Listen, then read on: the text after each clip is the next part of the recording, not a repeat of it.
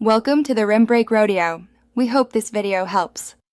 In this video, I will explain how to change your Honda Accord power steering fluid.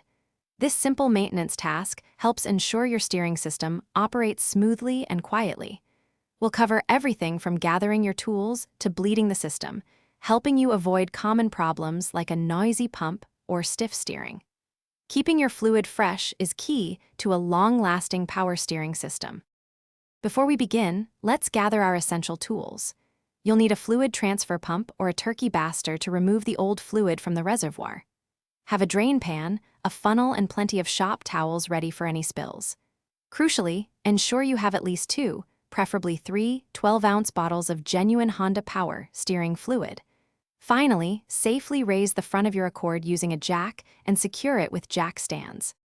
Now, let's get rid of that old, dirty fluid. First, locate your power steering fluid reservoir, typically on the passenger side of the engine bay with a red cap. Use your fluid transfer pump or baster to extract as much fluid as possible from the reservoir. Next, carefully disconnect the return line hose from the reservoir, usually the upper hose, and direct it into a separate drain container to catch the remaining fluid. With the old fluid drained, it's time to refill and bleed the system. Reconnect the return line to the reservoir. Fill the reservoir with new Honda Power steering fluid to the full cold mark. With the engine off, turn the steering wheel slowly from full left to full right about 10 times.